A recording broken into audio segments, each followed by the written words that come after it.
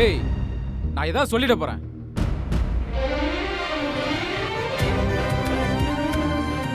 என்னடி புரிஞ்சுக்கணும்? இன்னும் என்ன புரிஞ்சுக்கணும்?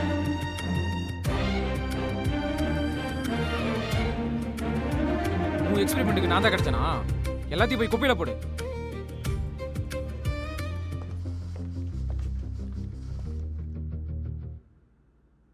என்னடி காலையிலேருந்து ஒரே டென்ஷனாக இருக்க? மது, நான் ஒரு பெரிய தப்பு பண்ணிட்டேன் மது.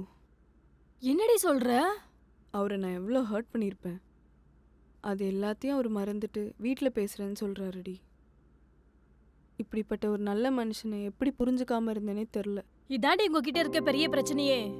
ஒருத்தனை பிடிச்சிருந்தா தலையில தூக்கி வச்சு ஆட வேண்டியது, பிடிக்கலையா தலையில போட்டு மிதிக்க வேண்டியது. பாவண்டி அவரு, நீதான் உலகம்னு இருக்காரு. நான் பண்ண தப்பு தான் அப்படின்னு சொல்லி அவர்கிட்ட மன்னிப்பு கேட்க தான் போகிறேன். அவ்வளோதானா? அவ்வளோதான், வேற என்ன பண்ணணும்? நீதான் ஆகாஷ் மேல இன்ட்ரெஸ்ட் இல்லைன்னு சொல்லிட்டியே. சோ உன் டிவோர்ஸ் ப்ராசஸ் கேன்சல் பண்ணிட்டு உன் ஹஸ்பண்ட் கூட சேர்ந்து வாழ போறேன்னு நினைச்சேன். இங்க பாரு மேகா, ஒன்னும் அவர் கூட சேர்ந்து வாழு, இல்லையா அவரை விட்டுரு. மறுபடியும் அவருக்கு ஹோப் மட்டும் கொடுக்காத. ம்.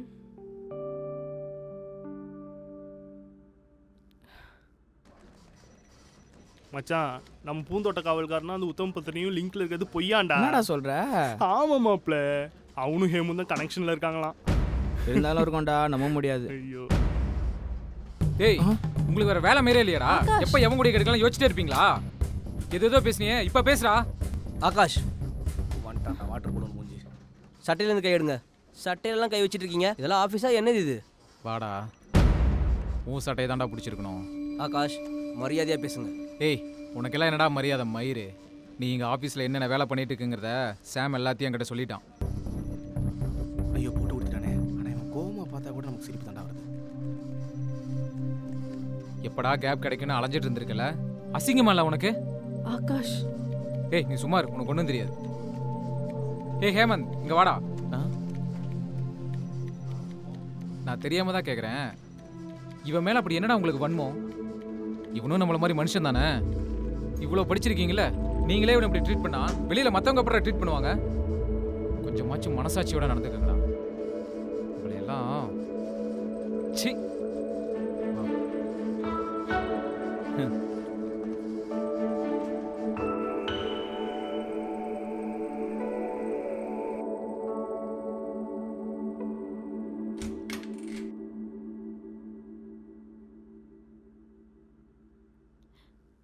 சாரிங்க, உங்ககிட்ட சொல்லிட்டு போலாம் தான் நினைச்சேன். ஆனா ஃபோன்ல சுத்தமா சார்ஜ் இல்ல. மாமா கிட்ட சொல்லி உங்ககிட்ட சொல்ல சொன்னனே. இந்தாங்க. என்னது? பணம். எதுக்கு? நான் உங்ககிட்ட கொடுக்க வேண்டிய பணம் தாங்க இது. புரியல. முத 3 மாசம் நீங்க எனக்காக எல்லாமே பண்ணீங்க. அப்போ நான் உங்க பொண்டாட்டியா இருந்தேன். ஆனா லாஸ்ட் 7 மாசமா இந்த வீட்டில் நான் யாரோ மாதிரி தானே இருக்கேன். அதனால இந்த பணம் உங்களுக்கு சேர வேண்டியது தான். இங்கே பாரு தமிழ், ஏற்கனவே நான் குற்ற உணர்ச்சியில் இருக்கேன். தயவு செஞ்சு நீ மறுபடியும் காயப்படுத்தாத. இந்தா. ஏன், என்னாச்சு? அது எனக்கு ஒரு மாதிரி. கோவிலுக்கு போகலாமா? என்னையா கோயிலுக்கு கூட்டு போறதா சொன்னீங்க? ஆமாம், போகலாம். ஏங்க, ஒரே நிமிஷம், நான் போய் என் ஃபோன் மட்டும் எடுத்துட்டு வந்துடுறேன்.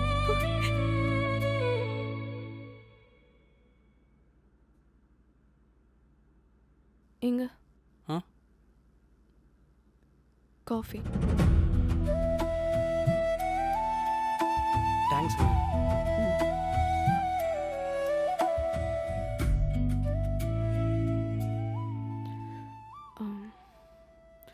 உங்ககிட்ட கொஞ்சம் பேசணும். சொல்லுங்க, என்ன விஷயம்? உங்களை மாதிரி பெரிய மனசும் யதார்த்தத்தை புரிஞ்சுக்கிற சக்தியும் எனக்கு இல்லை. டிவோர்ஸ் கேட்டு அப்ளை பண்ணது வேணால் தப்பாக இருக்கலாம்.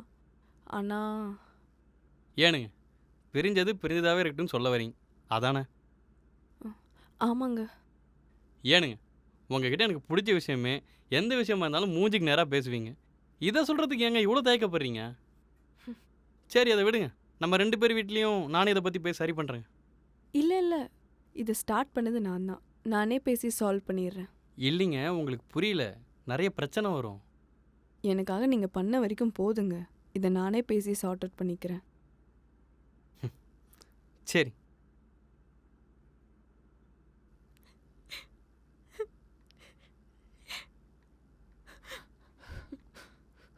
இந்த ஒரு வருஷத்தில் உன்னை நான் எவ்வளவோ கஷ்டப்படுத்தியிருக்கேன்.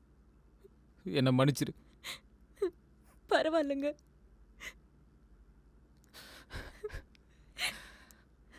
உன் இடத்துல நான் இருந்திருந்தேன்னா போடான்ட்டு எப்பயோ நான் போயிருப்பேன்.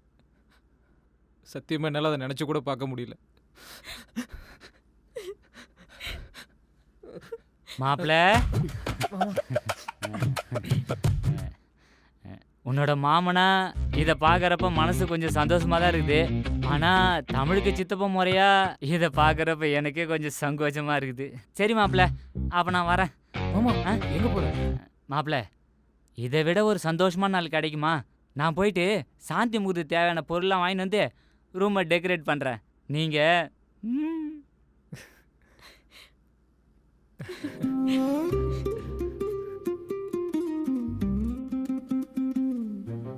செந்தில், செந்தில், என்னங்க? எந்திரிங்க. சொல்லுங்க. நான் உங்களுக்கு ஒரு லொக்கேஷனும் நம்பரும் அமைச்சிருக்கேன். நாளைக்கு அவங்கள போய் பாருங்க. யார் நம்பரு? நான் ஏன் போய் அவரை பார்க்கணும்? பாருங்களேன். இல்லைங்க, யார் என்ன ஏதுன்னு சொன்னீங்கன்னா தானே கரெக்டாக போய் பேச முடியும். இல்லைன்னா அங்கே போய் பேந்த முழிச்சிட்டு இருக்க மாதிரி இருக்கும்.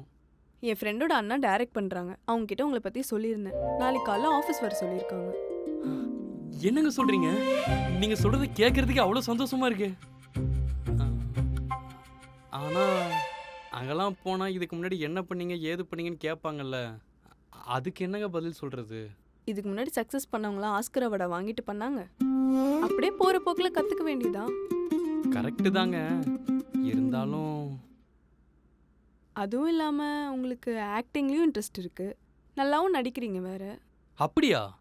எனக்கு தெரில, அம்மா சொன்னாங்க. ஓ, நல்லலாம் இல்லைங்க, ஆனால் ஓரளவுக்கு நடிப்பேன்.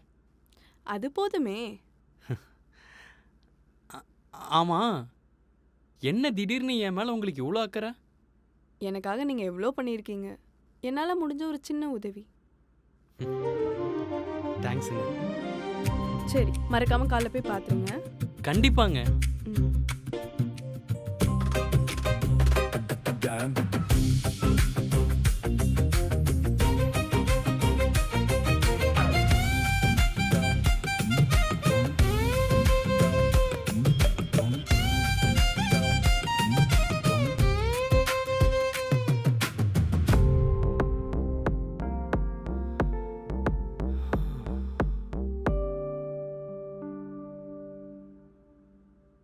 செந்தில், உட்காருப்பா. வணக்கம் சார். வணக்கம்.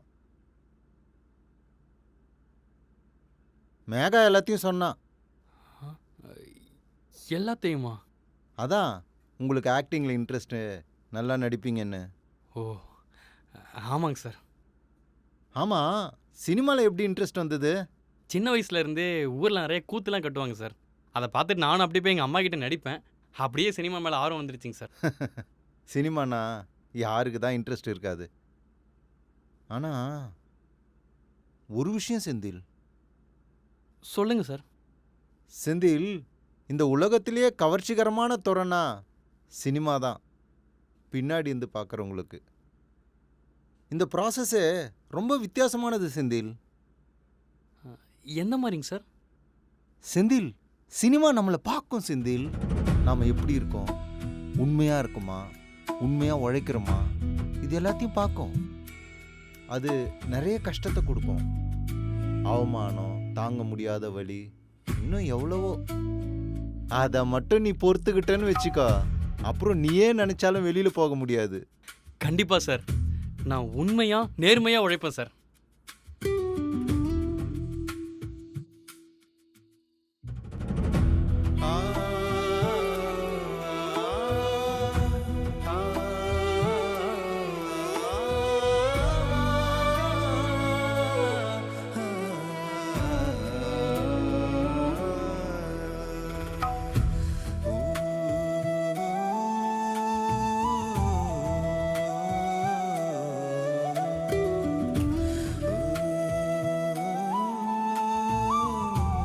மேரேஜ் நம்ம லைஃப்பை அடுத்த கட்டத்துக்கு கொண்டு போகிற ஒரு பியூட்டிஃபுல்லான விஷயம்.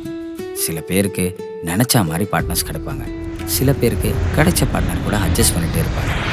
இதில் மூணாவதாக ஒன்று இருக்குது. பிடிக்காதவங்களை கல்யாணம் பண்ணிக்கிட்டு அவங்களுக்கு ஏற்ற மாதிரி மாறவும் முடியாமல், மாற்றிக்கவும் முடியாமல், புரிஞ்சிக்கவும் முடியாமல், பிரிஞ்சு போகவும் முடியாமல் நம்மளை நாமளே ஏமாற்றிக்கிறது.